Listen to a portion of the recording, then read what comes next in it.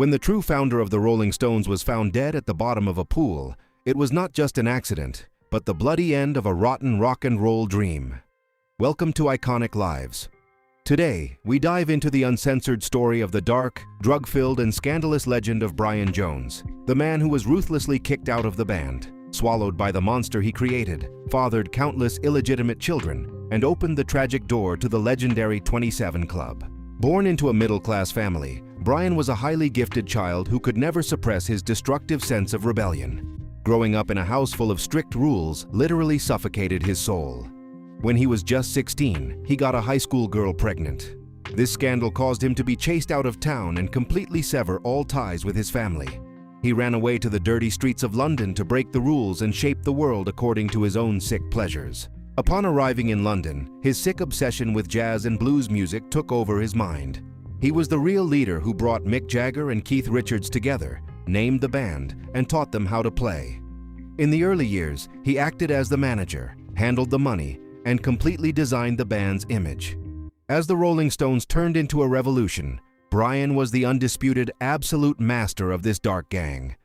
But this power he created would soon destroy him. Brian's appetite for women was even more terrifying than his deep addiction to heavy drugs. He saw women merely as objects of pleasure to be used and thrown away.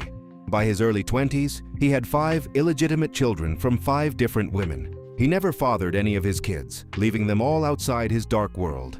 Sexuality for him was not a show of love, but a tool to establish control and get satisfied.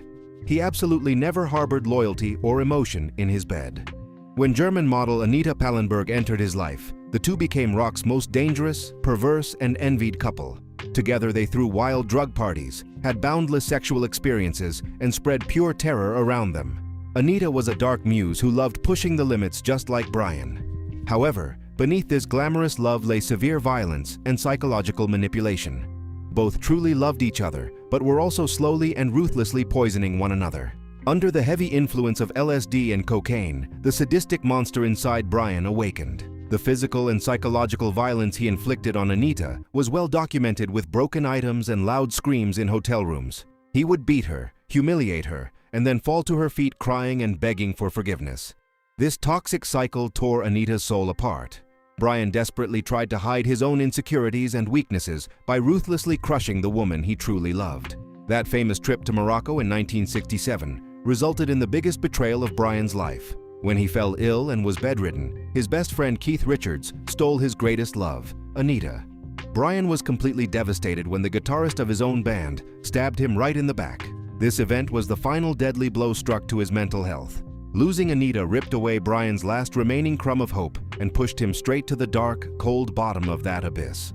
As Mick and Keith started writing songs, Brian's leadership in the band melted away. He had turned into a total stranger inside the legendary band he founded. He would pass out in a corner in the studio for hours, too drunk to play instruments. His genius talent was now completely blunted by severe drug crises.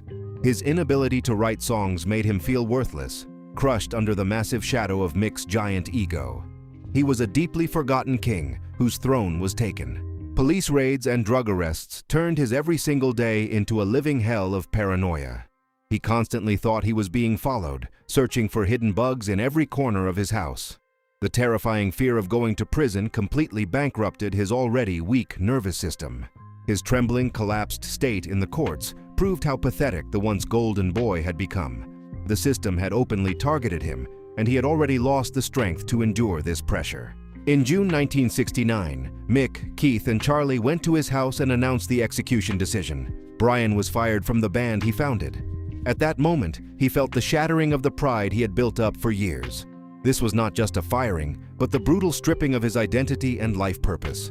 He agreed to leave the band without making trouble because he had no energy left to fight. He was now totally alone. He had no band, no love, and absolutely no branch to hold. After being kicked out of the band, he took refuge in Cochford Farm, the former home of Winnie the Pooh author A.A. Milne. This large, silent mansion became his final prison. He dreamed of forming a new band here, playing guitar alone for hours. However, this deeply isolated life only fueled his severe alcohol and pill addiction further. In the desolate corridors of the farmhouse, dark ghosts of the past and the bitter whispers of betrayal echoed in his brain every night. The construction workers on the farm, especially Frank Thorogood, turned into vile parasites feeding on his weakness. To escape his loneliness, Brian drank with these rough, shady men, paid their bills, and constantly housed them. The relationship between them had turned into a constant tension and violent fight over money. Thorogood saw Brian not as a boss, but as weak prey to be exploited. This fatal mistake was the grand ending that would sadly cost Brian his life. On that suffocating summer night of July 2, 1969, Brian had taken huge amounts of sleeping pills and alcohol. He was already a physical wreck due to severe asthma attacks and a destroyed liver. At midnight, he jumped into the cool waters of that famous pool to escape the heavy heat. It was his last swim. As he slowly sank to the bottom of the pool, nobody made a move to save him. This dark water hosted one of the most painful and highly suspicious deaths in rock history. Although official records listed his death as a tragic accident, the truth harbored a much more disgusting murder theory. According to many, Frank Thorogood drowned Brian by holding him underwater during a violent argument over money that night. It was even said he confessed to this brutal murder on his deathbed. The police investigation was incredibly sloppy, and evidence at the scene was quickly destroyed. Justice drowned forever along with Brian at the bottom of that pool. When the Rolling Stones members received the news of their founder's death, they quickly moved on instead of mourning. That famous Hyde Park concert held in his memory was actually a massive PR stunt meant to prove how strong the band was without him. While Mick Jagger released Butterflies on stage, Brian's soul was being ruthlessly exploited in the background. The music empire he created used his cold corpse merely as a stepping stone and heartlessly stepped right over it. Brian Jones's death was the official opening of the legendary 27 Club, the darkest and most cursed community in rock. He was the first major star of this tragic club. Just months after him, Jimi Hendrix, Janis Joplin, and Jim Morrison would also pass away at the same age due to destructive excesses. Brian was the absolute proof of how fame and drugs ruthlessly grind young souls. That golden-haired angel was the very name who started the devastating early end of his generation. The countless illegitimate children he left behind after his death were doomed to live fatherless and shattered lives. None of them received a single penny from the Rolling Stones' massive wealth. Although Brian biologically seeded many lives, he was spiritually sterile and selfish. His fatherhood was merely the result of one-night sexual desires. These poor kids had to grow up as unrecognized and rejected dark shadows under the glamorous, massive legend of their late father. Today, when the Rolling Stones are mentioned, only Mick and Keith come to mind. Brian Jones is a ghost carefully and systematically erased from the band's history.